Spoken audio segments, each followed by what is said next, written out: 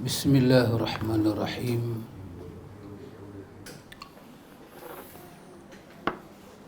Assalamualaikum warahmatullahi wabarakatuh.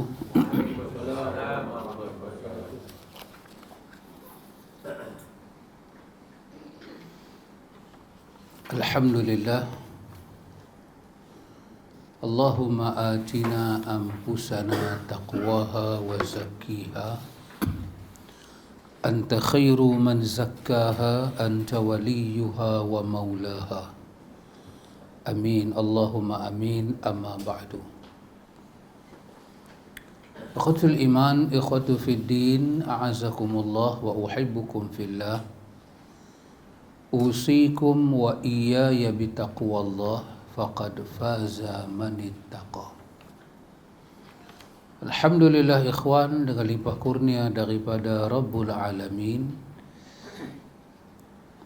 kita menyambung majlis ta'lim kita.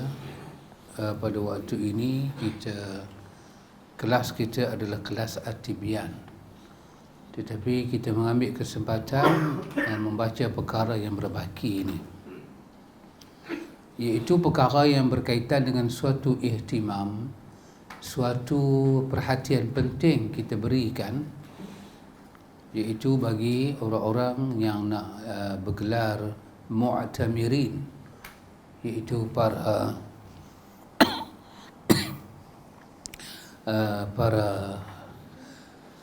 orang yang melakukan umrah, iaitu kita memberi sedikit perhatian kepada perkara-perkara ini.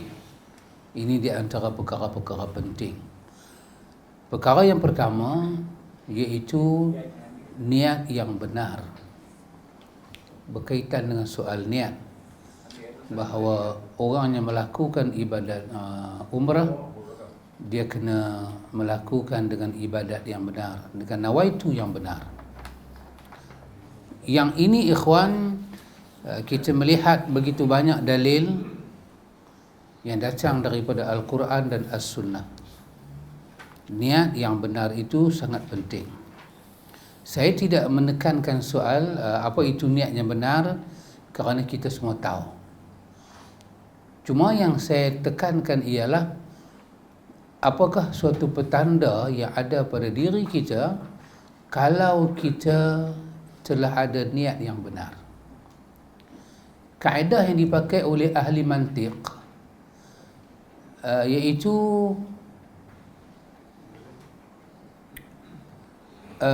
wujudnya sesuatu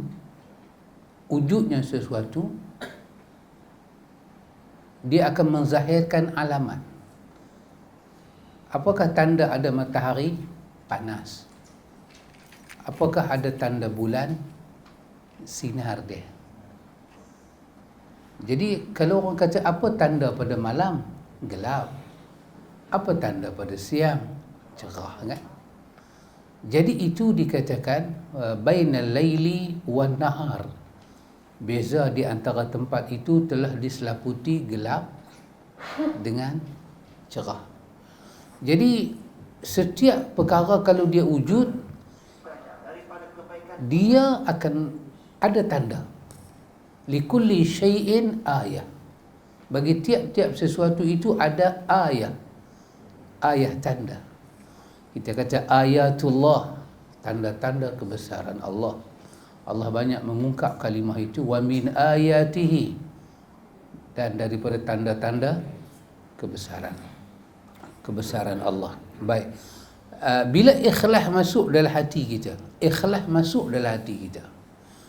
apa tanda dia? kita telah ada niat yang benar, kita telah ada keinginan yang sungguh yang kuat. Apa tanda dia? Baik, saya percaya perkara yang pertama ini kita lebih fokus kepada nawaitu kita pergi ke Mekah untuk beribadat pada Allah. Itu kita punya nawaitu. Jadi apakah petanda yang dapat kita raih, yang dapat kita lihat pada diri kita sekiranya niat itu telah benar? Para ulama sebut al-wasilu ilallah. Al-wasilu ilallah merujuk kepada makna sampai. Usul, waw atau itu hamzah kecil. Usul bermakna sampai. Usul. Orang yang sampai niat dia kepada Allah dipanggil wasil.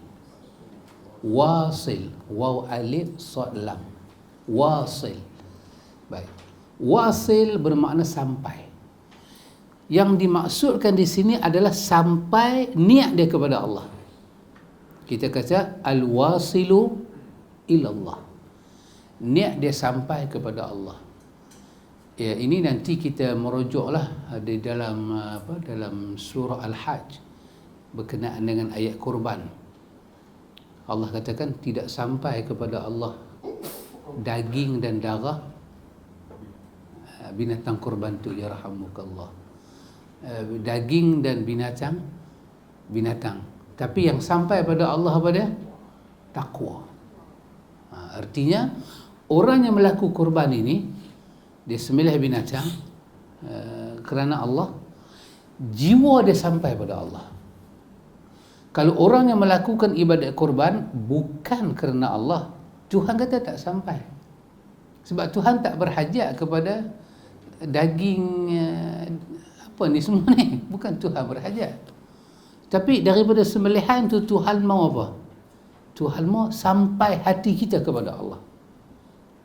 Jadi bila kita kata kita niat nak pergi kepada Allah, maka kita kena bawa hati kita dulu pergi pada Allah. Bila Allah terima hati kita, Allah akan terima segala-galanya. Ini kita dapat tahu di mana? Kita dapat tahu daripada hadis yang Abi Sa'id Al-Khudri cerita kepada kita tentang satu orang bunuh 99 orang. Ini Nawawi letak dalam bab taubat. Lepas tu dia tak berpuas hati dengan jawapan orang bagi ke dia. Dia bunuh kawan tu jadi 100. Tetapi kerana dia ada hati yang nak sampai pada Allah, masa tu hati tu tak sampai lagi, tapi duk mencari macam mana nak pergi ke Tuhan. So akhirnya lepas dia buat jenayah yang ke-100, ada orang bagi kepada dia jalan bagaimana nak bawa hati bertemu Allah. Sedangkan tubuh badan dia tak sampai lagi. Dia tak semayang, dia belum lagi itu, dia belum lagi ini, dia masih berlemuh dengan dosa. Kita kata zunub wal ma'asi, masih lagi. Tetapi kerana hati dia sampai pada Allah, dalam perjalanan dia nak keluar daripada bumi dia, ada tragedi berlaku, dia mati. Dan Allah hantar malaikat. Dua. Ruh dia ni nak pergi letak sama mana? Dalam jannah ataupun dalam nar. Akhirnya dia diletakkan dengan syurga, dengan rahmat Allah. Jadi kenapa? Sedangkan jasad dia tak buat apa lagi? Kerana hati dia sampai pada Allah. Jadi hati kita ni akan sampai dulu pada Allah daripada jasad kita. Kita ada niat dengan nak semayang. Pasal itu tempat niat dia kena mendahului segala-gala. Niat dengan semayang, dia kena niat dulu baru semayang. Kerana niat akan sampai dulu. Semayang ni akan sampai kemudian. Dia kadang-kadang tak sampai. Kalau niat itu berubah jadi lagu mana? Maka kita kata al-wasilu ilallah, orang yang niat dia telah sampai kepada Allah ni, Allah bagi satu petanda kepada dia. Dan petanda ni kita boleh cek pada diri kita. Ini juga disebut oleh An-Nawawi, juga disebut oleh Ibn Rajab Hanbali. juga berulang kali disebut oleh Hujatul Islam Imam Ghazali. Apa dia ikhwan? Iaitu orang yang sampai hati dia kepada Allah Ta'ala, 3 perkara ini dia akan berjalan dalam keadaan serentak. Dia tidak akan satu tak akan meninggalkan yang satu. Apa dia? Ilmu, keyakinan dan amalan. Amal soleh dia akan berjalan. Kalau ilmu dia pantas, keyakinan dia pantas, amal dia akan pantas. 3-3 ni dia akan meluru ke hadapan Tuhan. Dia satu tak akan meninggalkan yang satu. Contoh apa dia ikhwan? Kita kata ilmu, kita memiliki ilmu tentang kelebihan umrah. Kita dah tahu dah kelebihan umrah ni apa. Dunia akhirat kita tahu, macam mana nak tawaf, kelebihan dia, semua kita tahu.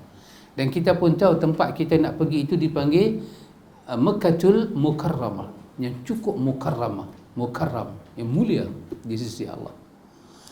Ilmu yang kita ada tu, banyak mana ilmu kita miliki, sebanyak itu dia angkat naik keyakinan kita seimbang dengan dia. Ilmu dan keyakinan dia duduk satu tempat yang sama. Satu tak lebih dari satu dan satu tak ke bawah dari satu. Menyebabkan ilmu dia mencipta keyakinan yang bulat, dan amal dia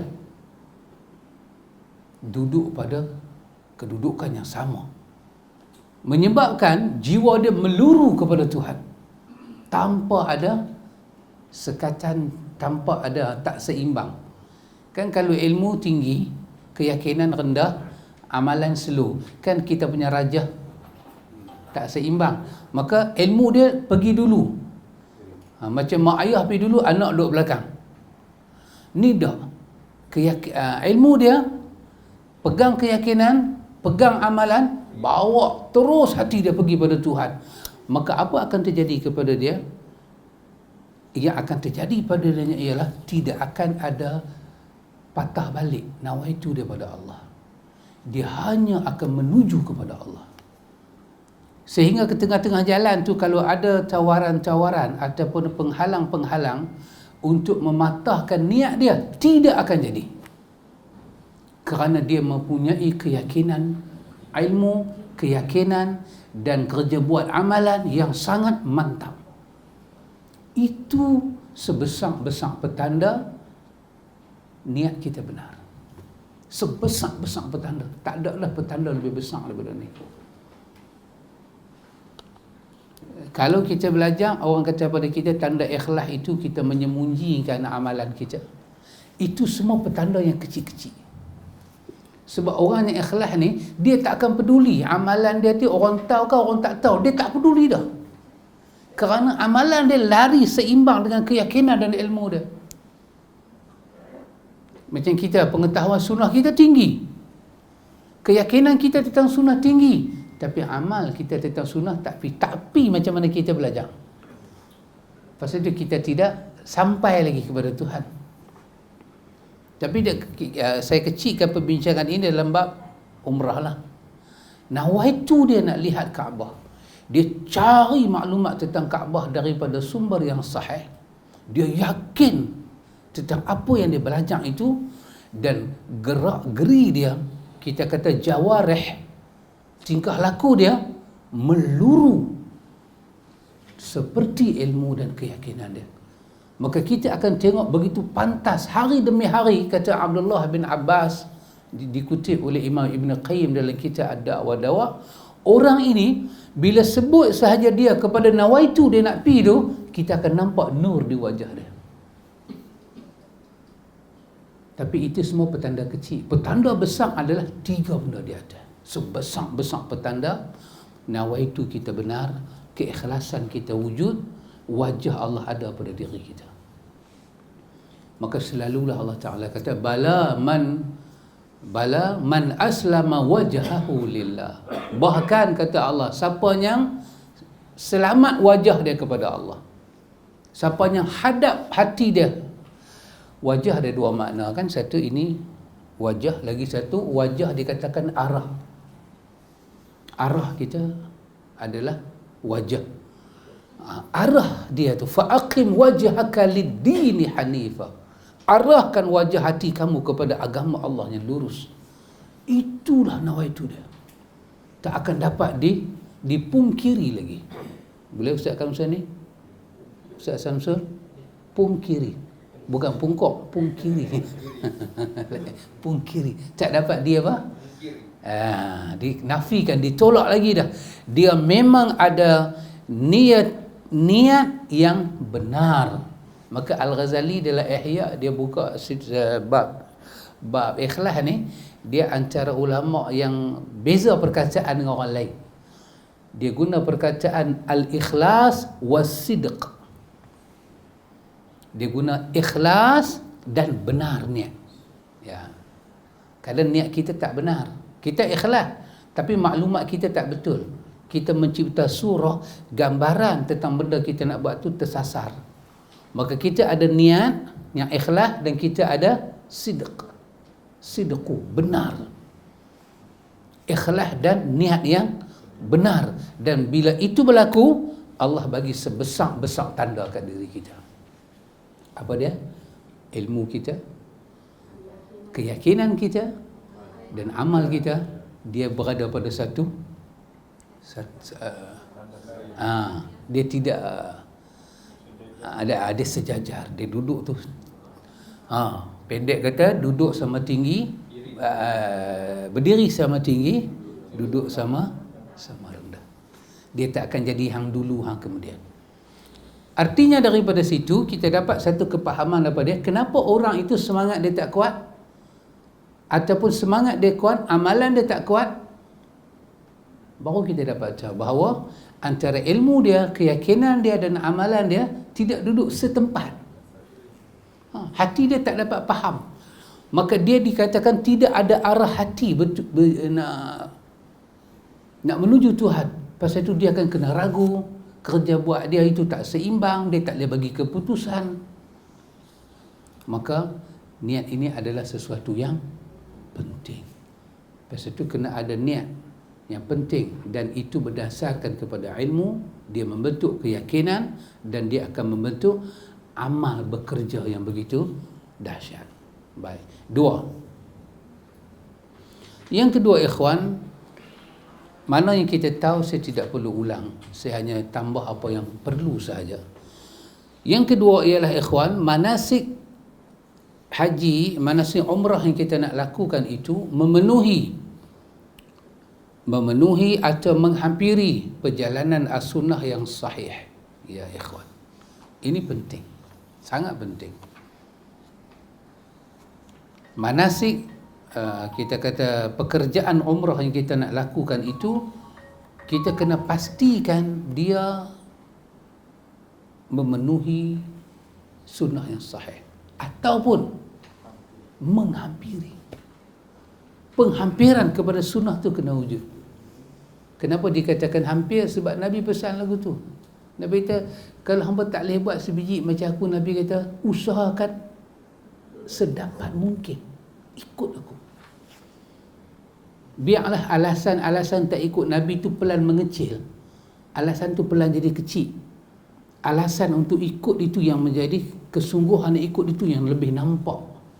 Jangan alasan tak mau ikut itu membesar.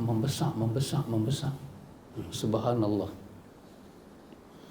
Ini ikhwan, ini Allah Jalla wa'ala sebut begitu terang di dalam ayat dia. Ayat ni kita duk baca selalu. Qul in kuntum tuhibbunallah fattabi'uni yuhibbukumullah wa yaghfir lakum zunubakum. Ibn Qayyim, Imam Ibn Qayyim rahimahullah ta'ala, dia kata ayat ni kalau kita nak bincang, kita boleh bincang ayat ni daripada subuh sampai isyak, baru kita akan dapat keluasan ayat ni, luas.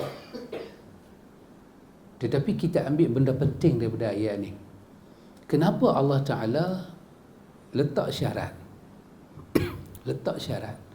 Untuk menampakkan kasih pada Allah, kena ikut Nabi Muhammad. Kenapa? Kerana Allah Ta'ala jawab di dua kalimah di belakang. Yuhibbukumullah satu, wa yaghfir lakum zunubakum dua. Sesiapa yang boleh buat amal sebanyak mana dia buat, seelok mana, itekan macam mana pun dia buat, tapi tak ikut Nabi, dua ni dia tak dapat. Apa dia? Yuhibbukumullah, cinta balas daripada Allah. Yuhibbukumullah. Dia tu duk buat ibadat tu, dia nak tunjuk dia macam ada dengan Tuhan lah hubungan. Tapi hakikat hubungan ialah Tuhan iktiraf dah hubungan tu. Tuhan terima tak percintaan kita dengan dia? Kalau dia tak terima, kita jadilah macam orang Melayu kata, tepuk sebelah tangan. Tepuk sebelah tangan tu orang panggil apa? Angau, gila bayang, syok sendiri. Yang kalimah-kalimah tu menunjukkan kawan itu dalam dilema. Dia tu orang yang tak normal tau. Dia bercinta seorang-seorang, ini tak normal. Dan dia akan melahirkan apa? Simptom-simptom tak betul. Dia boleh dengar kata kawan tu bertunang dengan siapa ke. Apa akan jadi kat dia? Dia boleh jadi frust. Dia boleh pergi atas jabatan tutup kereta pro. Pasal apa? Sedangkan kawan tu tak tahu pun dia tu cinta. Dia seorang-seorang dia. Maka dia akan menjadikan diri dia out of normal. Dia keluar daripada kotak waras. Satu orang ni kalau dia beribadat pada Allah, tak ikut Nabi, dia tak waras. Dia tak normal. Sebab apa? Dua benda ni dikasihi balik oleh Tuhan dan diampun dosa oleh Tuhan. Tuhan yang nak bagi. Itu kita guna perkataan haqqullahi wahdah. Semata-mata milik Allah sahaja. Ustaz tak boleh bagi, tok guru tak boleh bagi, tok kiai tak boleh bagi, habib tak boleh, siapa pun tak boleh bagi. Hak Tuhan. Dan untuk dapat pemberian Tuhan, kena ambil syarat Tuhan. Pasal itu kita belajar dalam ilmu bahasa sikit, dia guna perkataan in kuntum. Susunan huruf dia alif nun baris bawah. Bukan inna kan? Baca dia in. Betul? Lepas tu kaf nun ta mim. Kuntum. Nun mati, lepas tu jumpa perkataan kaf. Nun tu dipanggil nun syarti. Nun itu nama dia, nun menunjukkan syarat. Syarat. Kalau sekiranya Allah kata, Allah sekiranya hampa nak tunjuk hampa sayang pada Allah, Allah letak syarat. Nun itu berperanan. Kalau hampa tak mau tunjuk, hampa punya pasal lah. Hampa nak jadi gila seorang-seorang, hampa punya pasal. Tapi kalau hampa nak tunjuk cinta pada Allah dan mengharap Allah balas cinta tu, maka Allah Ta'ala kata, ini syarat dia. Syarat dia yang ni. Fattabi'uni, ikut Muhammad. Allah kata Muhammad bin Abdullah, Rasulullah, bangkit, cakap depan orang. Fattabi'uni, hampa semua kena ikut aku. Maka barulah ketundukan cinta hampa kepada Tuhan, hampa berada pada kotak yang waras. Apa dah? Tuhan balas balik. Baru nama ada orang bercinta. Ni hidup seorang-seorang. Saya gila kawan tu. Saya suka kawan tu. Saya ni saya dah larang ni nak beli cincin, nak masuk minta dia. Seorang-seorang. Waras ke tak waras? Tak waras.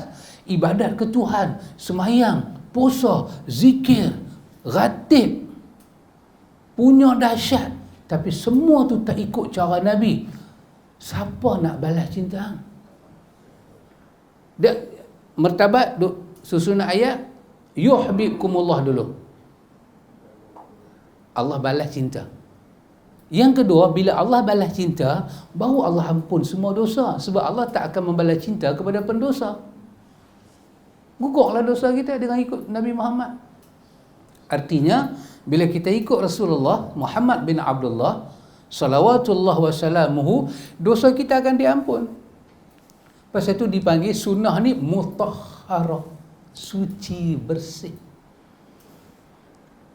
Tidak ada orang kita ikut Allah ampun dosa kita, Allah sayang kita, kecuali Muhammad bin Abdullah. Maka kata seorang imam besar nama dia Al-Hasanul Basri, nanti kita boleh tengok kisah ini disebut oleh Al-Hafiz Imam Ibn Kathir ketika dia tafsir ayat ni. Apa kata Imam Al-Hasanul Basri? Za'amal qaum annahum yuhibbun Allah fabtalahum bihazihil ayah.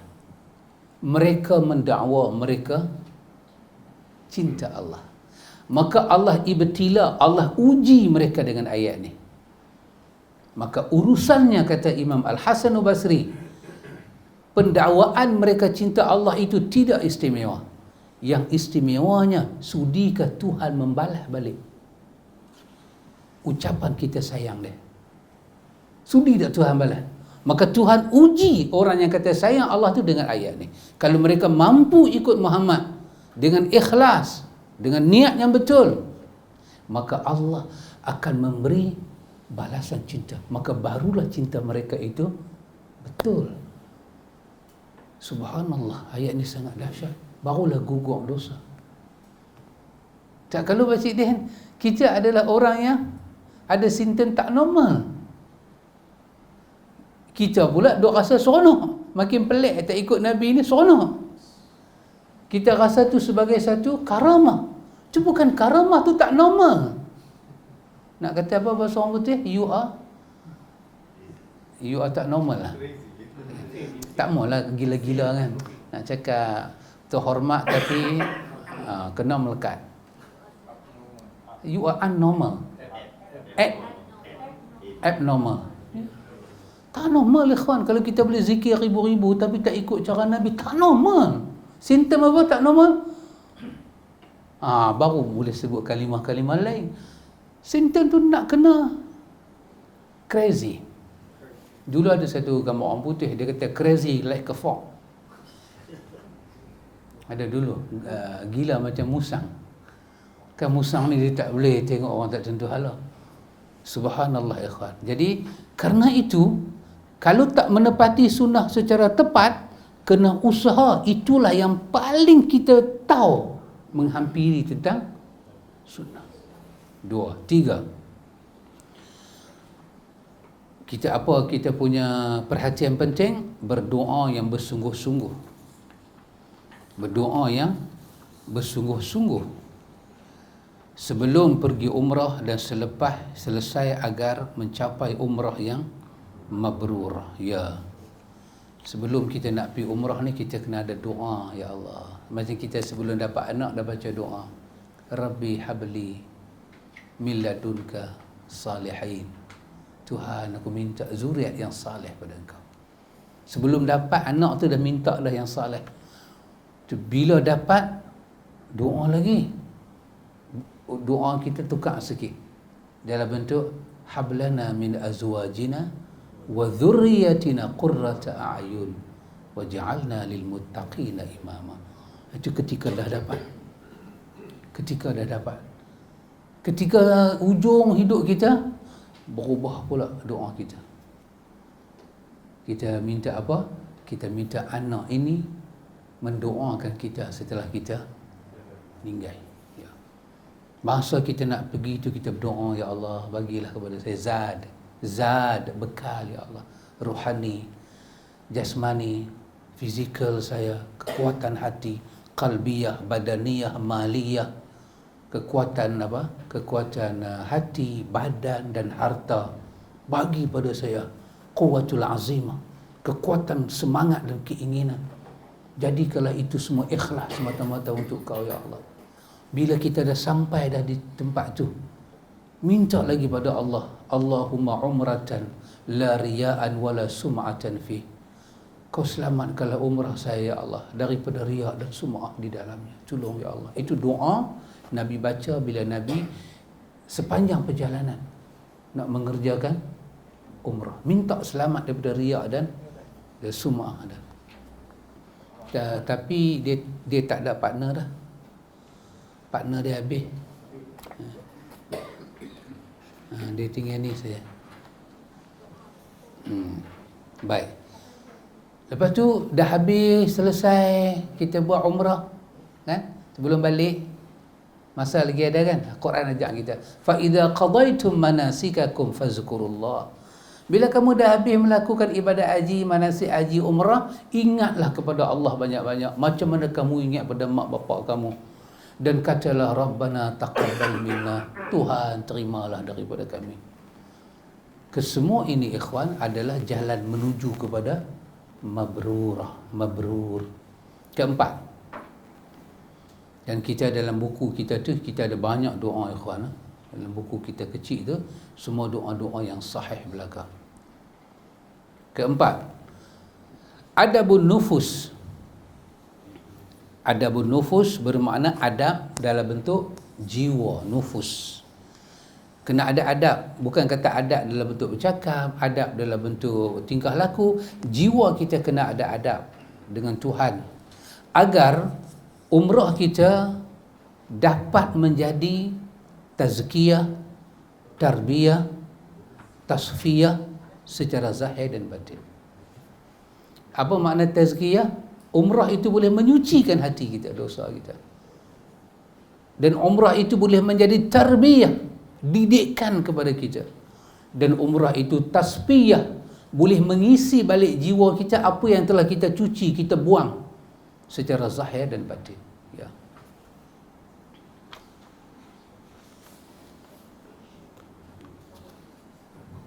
Ikhwan, ada satu perkara besar disebut oleh pemimpin orang Islam yang keempat di kalangan orang yang beriman, Sayyidina Ali bin Abi Talib. Ada perkara besar disebut. Ya, sampai tang sini saya teringat. Dia kata apa? Dia kata, macam mana kita nak tahu kedudukan kita di sisi Allah? Orang tanya Sayyidina Ali, macam mana kita nak tahu? Allah kata, inna akramakum indallahi attaqakum. Di sisi Allah yang mulia yang bertakwa. Kita ni semua orang bertakwa. Macam mana kita nak tahu? Kaifa na'rifu manzilatana indallah? Macam mana kita nak tahu, nak kenal manzil kita, kedudukan kita di sisi Allah? Macam mana kita nak tahu sembahyang kita Tuhan terima ke apa, ke umrah kita apa? Macam mana kita nak tahu? Sayyidina Ali menjawab dengan satu perkataan yang sangat menarik. Ini jawapan Sayyidina Ali. Dia kata apa? Macam mana kita nak tahu? Dia kata na'rifu. Kita tahu. Macam mana kita tahu? Na'rifu na'rifu, kita kenal kedudukan kita di sisi Allah macam mana? Macam mana kedudukan Allah pada hati kita. Itulah kedudukan kita di sisi Allah. Bila sebut Allah ni, agama dia, tak mana dia duduk dalam jiwa kita. Tinggi ke rendah. Macam dulu kita ada satu kelab nama kelab comedy club. Lah dah tak ada, zaman saya dululah lah ni tak ada, lah ni tak ada kot. Saya cerita zaman saya dululah, muda-muda, 25 tahun silam. Orang suka buat lawak, buat joke kan. Buat joke. Neraka ni syurga ni penuh dengan orang Islam ya. Kan? Neraka ni penuh dengan orang kafir aja. Kata nak pergi habaq lagu tu orang kafir. So, susahlah dia kata kan. Esok kita nak main bola sepak ke, tengok orang kafir masuk, alamak ahli neraka, tak boleh sepak bola. So satu joke. Dia zaman saya dululah, zaman lah tak ada zaman dulu. Ini cerita dulu. Cerita lampau. Bila orang buat lawak lagu tu, kita tahulah dia di sisi Allah macam mana berdasarkan di sisi hati dia letak Tuhan tahu mana. Oh, dahsyat berman. Kita dalam ilmu ni berman, dia macam mata pisau, dia potong. Dia potong terbuka, dia potong terbuka. Bila kita tak belajar, kita tak tahu. Kita tak hukum orang, tapi bila kita dengar perkataan sahabat-sahabat yang begitu dahsyat, kita buat panduan diri kita. Kita dengan anak-anak kita sendiri, kita nak tahu anak kita tu dalam limpahan kurnia Tuhan ke tidak rahmat. Bila kita kata pergi sembahyang kat dia, dia balas dengan ayat apa? Ayat yang dia balas tu, ayat mulia ke, tak mulia ke, kurang mulia ke, paling rendah ke?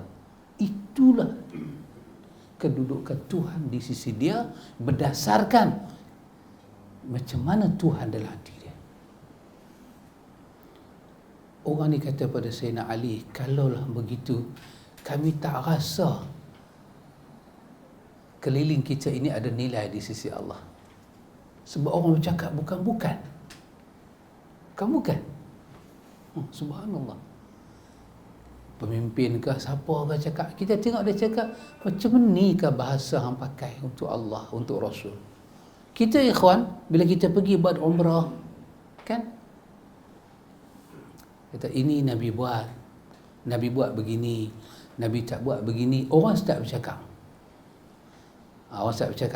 Cakap dia tu, kita hanya nak ambil kalimah tu apa value dia. Kata memanglah Nabi tak buat, tapi apa salahnya orang lain buat? Kita bukannya nak lawan Nabi. Yang suruh buat ni pun pewaris Nabi. Depa ni pun bukan calang orang. Masa dia bercakap tu, dia tak kata apa, dia pakai word-word macam tu, seolah-olah ada kufu dengan Nabi. Seolah-olah Nabi ni punya level tinggi, ada pihak boleh hambat. Ada pihak boleh nak take Nabi. Kalau itu bahasa dia, itulah kedudukan dia dengan amal dia di sisi Allah. Nilai kata tak nilai. Jadi saya ulang, bagaimana kita nak tahu kedudukan kita di sisi Allah? Tengoklah bagaimana kedudukan Allah dalam hati kita. Maka orang yang bertakwa ni, dia mempunyai adabun nufus, peradaban jiwa. Dia bukan peradaban luaran, peradaban jiwa. Jiwa dia tinggi beradab pada Tuhan. Yang Allah kata, qad aflahal mu'minun. Orang beriman ni beruntung, kata Allah. Alladzina hum fi salatihim khashi'un. Tengok adab jiwa dia. Tinggi. Bila dia sembahyang dia tunduk pada Allah, dia khusyuk. Macam mana bumi terbungkam. Sembahyang dia mengharapkan Tuhan. Kita nak tahu umrah kita Tuhan terima ke tak? Umrah kita ada nilai dekat Tuhan ke tak? Lepas habis kita berumrah, kita tengok apakah nilai umrah tu pada hati kita. Bahasa apa yang kita pakai? InsyaAllah Tuhan terima, ya Allah terimalah, ya Allah. Kalau itu yang kita ulang-ulang, begitulah kedudukan umrah kita di sisi Allah. Ini orang mengharap diterima, memohon diterima, maka Allah tidak akan menolak doa hamba dia. Tapi kalau kita bercakap, aku dah buat dah, serah kat Tuhan, dia nak angkat, dia angkat, tak angkat. Oh, sombongnya. Itulah rendahnya ibadat awak di sisi Allah. Hang nak kata aku tak ikut Nabi pun hang punya pasal lah kan. Yang penting Tuhan nak bagi pahala. Dia sedang berwatak orang gila dengan Tuhan. Pahala apa Tuhan nak bagi kalau tak ikut Muhammad? Ayat tu dah bagi tahu dah tadi. Kita pernah bercinta belaka. Ingat tak lagi? Zaman cinta. Ya? Zaman kita cinta dulu. Pasal saya main seorang tau. Saya berani cakap lebih. Dia duduk mesyuarat. Di belah selatan dia mesyuarat. Jemaat baru balik. Sayumbara. Kita pernah bercinta. Jadi memang saat yang paling indah adalah orang yang kita mencintai, kita cinta dia respon pembalasan. Wow. Dia respon, dia balas, dia kata ya. Oh ya Allah. Saat yang paling cemas adalah saat kita sedang tunjuk kita cinta dia dan kita tak tahu dia balas tak balas. Dia nampak dah aku. Dia usyar dah aku. Kita saja jalan buat kelibat. Lepas tu kita hujung mata perek. Tengok dia. Alamak dia tunduk. Oh dia tak nampak. Kita cemas. Tapi apabila kita ada ilmu pada menyatakan dia duk tengok kita, dia perhati kita, kita gitu. Kira kita kalau dapat projek sekolah tu, nak buat jalan sekolah tu. Dekat dia. Kalau kita je korma nak hantar rumah tu je korma kita. Subhanallah Haji.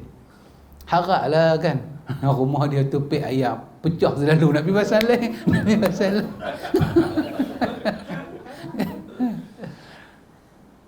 Betul Ustaz Samsul, Pak Haji Bakar kata apa? Kalau tak dapat tengok orang pun tak apa, dapat tengok bumbu rumah pun jadilah. Sampai cara tu bila kita tahu dia buka hati dia kat kita, Allahu Akbar. Dan itulah saat kebahagiaan kita dengan Tuhan. Tuhan tengok kita, kita nak mengambil cinta dia. Tuhan tengok kita bagi dekat Tuhan benda yang Tuhan paling sayang, Tuhan paling suka. Ada wanita dia suka flower, rose. Dia suka rose. Kita bagilah rose kat dia. Ada perempuan dia tak boleh rose. Dia pasal dia jenis hajim. Dia sensitif bunga. Tapi dia suka kita bagi dalam bentuk makan. Bagi kucing kat dia. Bagi buah kat dia. Dia jenis tidur malam pun kunyah nyam. Kita bagi kat dia. Kita akan bagi benda dia sayang, betul tak memang? Kita tak mungkin bagi laksa kalau kita tahu dia tak makan laksa. Tak mungkin. Betul tak memang? Cuba kita, orang putih kita ingat balik. Recall balik. Takkanlah Tok Mat kita nak bagi pada Makcik Azizah benda Makcik Azizah tak suka. Kan? Kata jumpa Tok Mat bagi Panadol. Mana boleh bagi Panadol? Kata sepeda. Kita mesti bagi sesuatu yang dia cinta. Sekarang sahabat, ikhwan, apakah benda paling Allah suka? Kita bagi tahu, kita bawa persembah depan Tuhan. Tuhan, tanda aku cinta kau. Aku bagi benda yang paling suka. Tuhan paling suka tengok kita ikut Muhammad bin Abdullah. Kenapa nak bagi benda lain? Nak mengambil cinta Tuhan? Sampai ke cinta kita? Takkan sampai. Impossible. Kenapa tak bagi bunga? Perempuan ni suka bunga. Allah nak tengok kita. Yang kelima. Riyadun nafs. Kita beriadah. Riadah orang kata apa? Jom kita riadah sikit. Macam lasaklah sikit. Sesuatu yang lasak kan. So kita lasakkan diri kita. Kita siapkan diri kita. Apa dia? Dengan akhlaknya mulia. Untuk pergi ke sana, kita panaskan diri kita dengan akhlak-akhlak mulia. Seperti sabar, syukur, tibul kalam, it'amut ta'am. Kita start dah dengan sabar. Tempat itu memang tempat yang lebih tinggi. Mukmin itu dah sabar. Dengan apa? Kita dengan syukur. Kerana kalau sabar tak masuk pada syukur, dia tak tinggi. Martabat sabar diisi dengan inti syukur level dia tinggi. Martabat syukur ni Allah akan tukar lidah kita, hati kita sentiasa memuji Allah walaupun dia dalam suasana musibah. Sabar, iklim jiwa dia, Allah akan bagi dia nampak apa dia, betapa tiada haul dan quwah, malaikat haul dan quwah Allah Ta'ala. Dia akan tahu, aku inilah kederat aku boleh buat, tak boleh pergi lebih dah.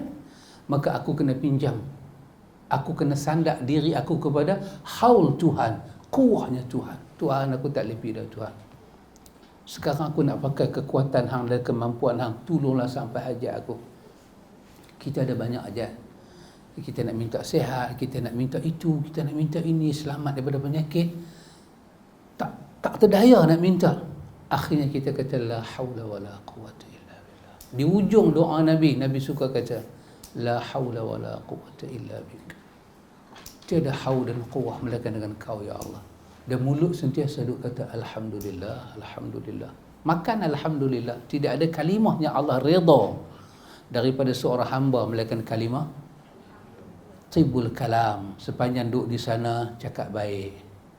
Ditanya pada Nabi, apakah yang menyebabkan orang tu dapat mabrur? Al-mabrur, al-hajjul mabrur, laisa lahul jaza illa al-jannah. Haji mabrur, tidak ada balasan untuk dia melakukan syurga. Syurga. Saya ini NASA jumpa hak baru tu. Skop Hubble tu. Dulu dia panggil apa? Hubble kan? Sekarang dia panggil apa? Yang latest sekali.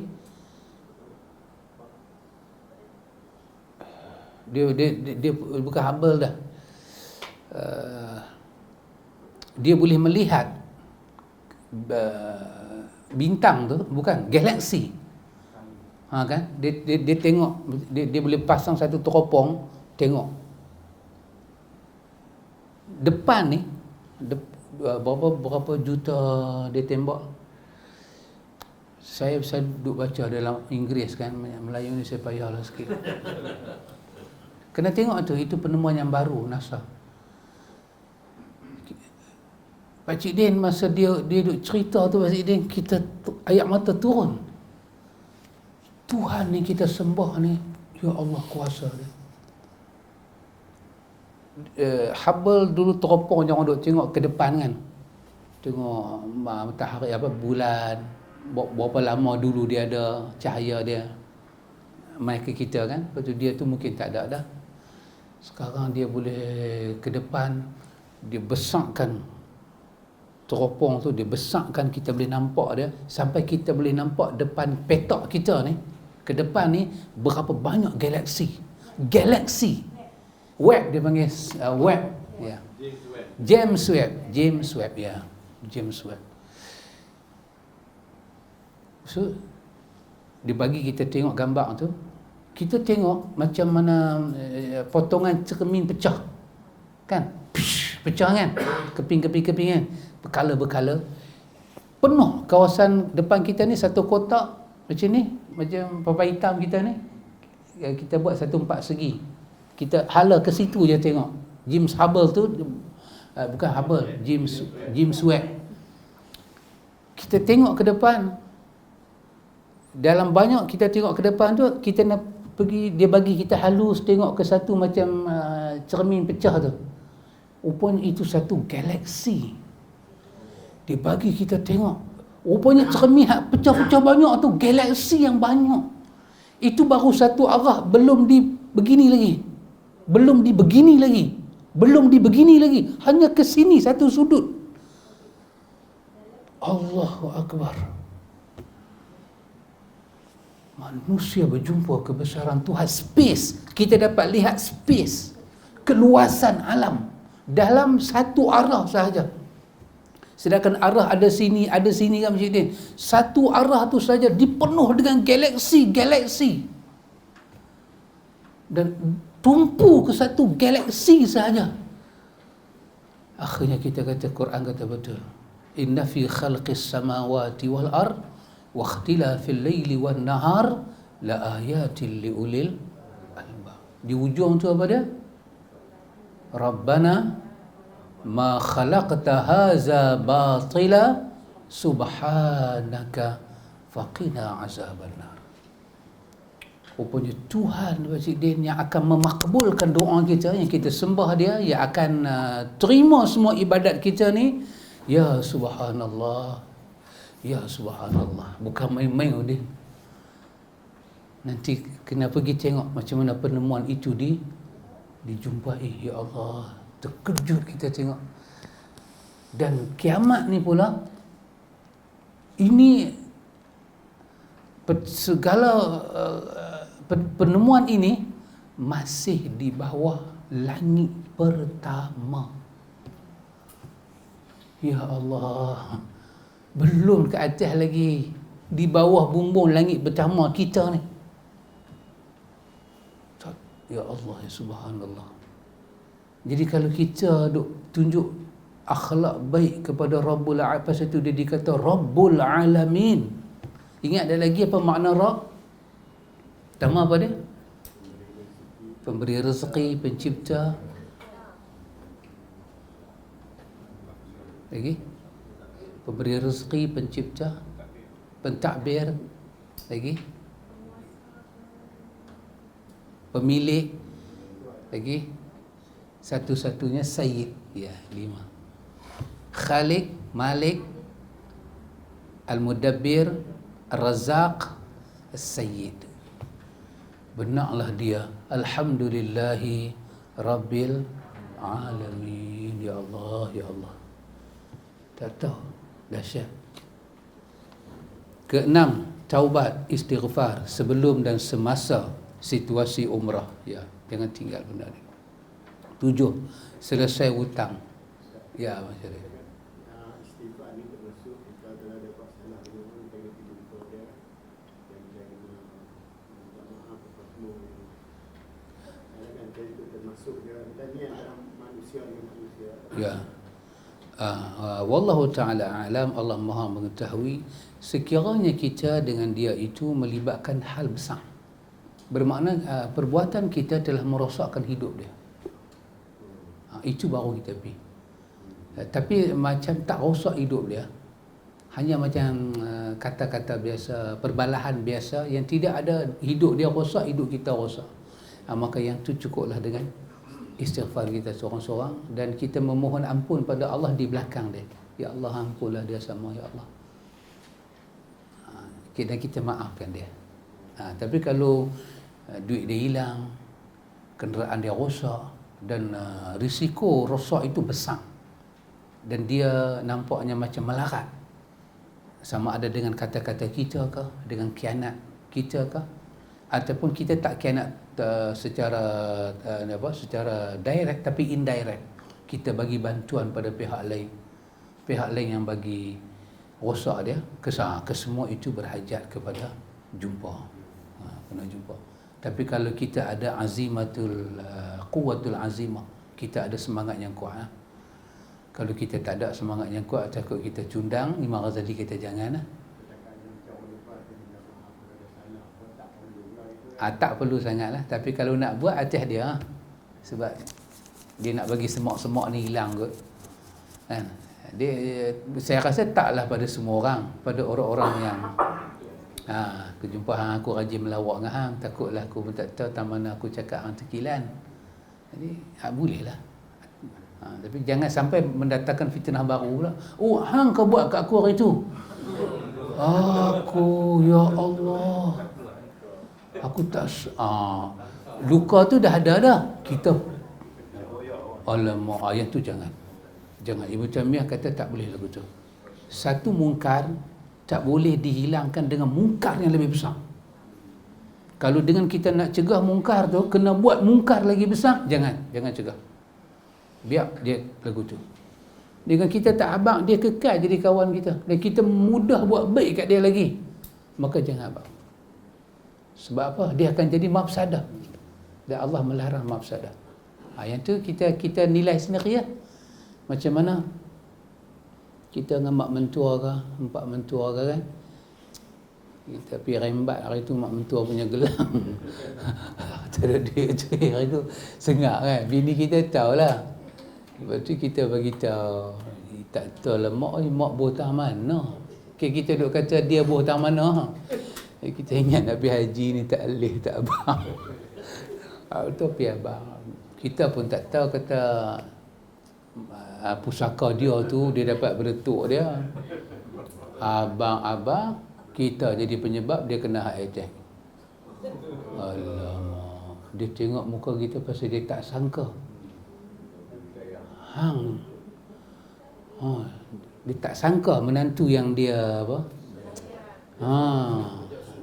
dia ni lah kan, menantu tu buat lagu tu. Duduk sengak-sengak malam tu, tak boleh bernafas, masuk dalam. Kita pula Allahu Akbar. Kan lebih baik kita sengak, kita mudah buat baik pada dia. Kita mudah himpun duit, kita bayar balik kat dia. Cara sengak, kita pergi beli benda lain. Mak ingat tak rantai maknya hilang? Bukan besar ni dulu mak. Besar ni ya. Hari tu hilang tak apa mak? Cik ganti kat mak. Yang hilang tu mak biarkan. Ini Allah bagi baru kat mak. Mak anggap cik ganti kat mak. Cik sayang kat mak. Dia dapat, itu lebih baik. Pasal apa? Dengan umur dia, dengan penyakit dia, dengan hubungan kita dengan dia, dan dengan nilai tinggi kita kat mata dia. Nanti hilang nilai itu, kesian kat dia. Beban dia tanggung. Oh, beban, ya Allah. Boleh masyarakat. Yang ketujuh, hutang piutang. Yang ke-8 kena tangguh. Ke-8 kena tangguh. Hutang piutang juga. Ya. Untuk kalau kita hutang piutang dengan ahli keluarga kita, kan, bang ke adik ke kakak ke kan, ataupun isteri kita, Ya. macam mana kan? Ya. Inilah hutang piutang yang kita maksudkan. Ya. Yang jumlah dia menasabah kita bayang. Kita nak pergi umrah 7,500. Kita hutang dia 400,500. Dia tengok kita pergi umrah. Dia tak kata apa tau. Dia tengok kita jemput kenduri, dia mai, dia duduk tengok tingkah laku kita. 7,500 hampir dengan bini hang. Hutang aku bukan 7,000, 450. 450 hang pinjam aku hari tu masa kerajaan PH. Kerajaan tu pun dah ruyuk dah. Ni kerajaan apa nak mai aku pun tak tahu nama. Cari abjad pun tak jumpa. Hang boleh pi 14,000, 450 hang tak bayar.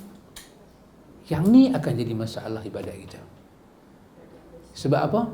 Sebab kita telah duduk pada level tak stabil. Kita nak bawa hati, itu petanda apa? Yes. Back to the apa future pula. Had nombor 1 tadi. Itu petanda niat kita tidak diterima Tuhan. Apa petanda niat kita diterima Tuhan? Apa petanda niat kita Allah terima tadi? Satu je petanda paling besar. Jiwa kita. Ya, ilmu, yakin, amal kita dia duduk satu level. Tengok. Yang ni ilmu kita dengan benda kita nak buat sengit. Macam mana kita nak pergi bawa niat kita kepada Tuhan, sedangkan ada pihak mengadu ke Tuhan dia zalim, kita zalim dia. Dia perlu 450. Dia perlu dekat dia besar. Dekat kita kata tak puas, kita dah tak puas. Kenapa kita tak jual barang bayar hutang dia? Tak percayakah kita dengan Tuhan? Kita nak pergi jumpa dia, kita punya bekal Tuhan akan cukup. Janji kita tak buat naya kat orang. Maka menunjukkan ada masalah dengan niat kita, Tuhan tak terima. Kita pergi juga, kita pergilah, tapi jiwa kita tak sampai ke Tuhan lah. Yang sampai depan Tuhan apa dia? Diri kita, ihram kita, kain kita, kapai kita, pakaian kita, kita tak sampai dekat Tuhan. Ini siapa kata? Nama dia Khalid bin Ma'dan. Khalid bin Ma'dan. Ini cerita ni Imam Ghazali sebut dalam Ihya. Khalid bin Ma'dan kata, berapa ramai orang dia bawa benda ni. Dia bawa apa dia? Baju, jubah, selendang, letak depan Tuhan. Jasad dia bawa depan Tuhan, tapi roh dia terlupa bawa depan Tuhan. Pasal apa? Dia terlupa Allah telah tutup penerimaan kepada hati dia. Dia tidak jadi wasil ilallah, orang yang sampai pada Allah. Betul? Ingat kawan tu mati tadi, bunuh 100 orang. Sebelum jasad dia sampai pada Tuhan, apa sampai dulu? Hati dia sampai dulu. Allah terima dia dulu. Sedangkan jasad dia tak mandi lagi, dia tak ada buat ibadat apa lagi. Orang ni dah masuk zon ihram dah. Jiwa dia. Khalid bin Ma'dan kata, malaikat ternanti-nanti. Mana roh dia? Kenapa barangan dia saja ada? Mana Tuhan dia? Tak sampai. Oh, subhanallah. Ibn Qayyim kata dalam kitab dia Ar-Ruh, dia kata terdapat riwayat-riwayat yang daif dan mungkar yang menarik. Tapi riwayat ini tak betul lah. Tapi menarik. Apa dia? Bercerita tentang apa dia? Orang mati dibawa masuk ke alam barzakh. Dibawa masuk ke alam barzakh. Dia jasad dia pergi, amal dia tak sampai. Maka menyebabkan malaikat tanya dekat dia, siapa ni? Macam mana dia boleh masuk ke sini sedangkan mana barang dia? Pakaian dia nak tutup badan dia mana? Dia tak ada apa? Luggage. Tak ada. Mana dia semua? Habis dia nak duduk macam mana? Bukan itu, tapi riwayat yang tak diterimalah, yang tak sahih. Tapi Khalid bin Ma'dan kata lagu tu, diangkat semayang orang tu ke langit pertama. Langit pertama punya malaikat kata, buang. Kami tak mau amal tanpa Tuhan. Habis nak surat di mana? Amal naik. Tuhan dia siapa punya ni? Tak sampai. Maka hati-hati. Pasal apa? Terhalang dengan benda lain. Maafkan saya Pak Long. Sorry. Yang kau buat istighfar ni, Ya. macam kita nak berhati-hati kan, kita hantar mesej kat kawan-kawan kita, kita minta maaf apa gitu. Macam mana keluar, kita hantar mesej minta maaf, kita nak begini. Boleh lah kita amal. Wallahu ta'ala alam, Allah ta'ala yang maha mengetahui. Baik, kita nak minta maaf ke orang ni, pertama sekali kita kena, orang putih kata make sure, confirm kita memang buat salah. Kalau sekadar untuk hati-hati tak mau. Sebab Nabi tak ajak lagu tu. Dia tak mau jadi tabiat. Dia confirm. Sebab dosa itu kena confirm kita buat. Kita tak boleh kata, ya Allah ampunkanlah aku pada satu dosa yang aku pun tak sure lah aku buat tak buat. Tidak ada keampunan. Ya Allah ampunkanlah aku di atas satu dosa yang aku dah buat. So sure betul-betul. Apa kita buat? Kita, pastikan kita ada riba. Cuma siapa kita riba kita lupa. Macam tu kita boleh hantar sedikit. Saya minta maaf, kadang-kadang lidah terlajar. Saya pun tak apa sedang apa saya cakap yang menyakiti hati. Tapi make sure kita yakin kita buat benda tu. Cuma kita tak pasti. Tak mana ke siapa. Tapi kita pun tak pasti kita buat. Lebih banyak hati kita tak buat lah. Tak buat pun, setahu saya tak buat orang. Cuma dah nak pergi umrah ni sajalah lagu tu, bermakna kita mencipta satu satu tazkiyah jiwa yang baru. Ini tidak mau. Kita mencipta satu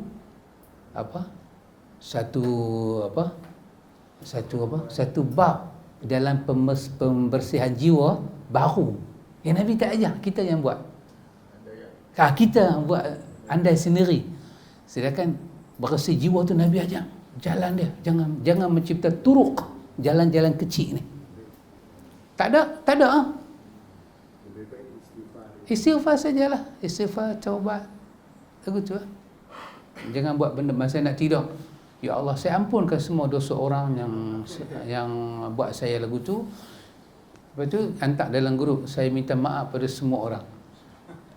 Lama-lama dia jadi apa? Adab tidur. Ini tidak boleh. Sebab Nabi tak ajak adab tidur lagu tu. Make sure memang betul kita buat, tuju pada orang tu. Sahabat saya minta maaf, saya tersalah kata, saya minta maaf. Lagu tu boleh saya. Yang terbantu nombor 8 Air Khamis. Kita sambung Air Khamis. Dan lagi sahabat, kita dah baca lagi sampai ziarah umrah. Ni tak baca lagi ni. Dia lagi. Ni 2 keping. Sampai sahabat berangkat. Sahabat berangkat 13. 10 kena bagi habis Takkan 12 nak main mengaji esok nak berangkat dah, tak boleh. 10 kena pastikan habis. Wallahu ta'ala a'lam. Subhanallah.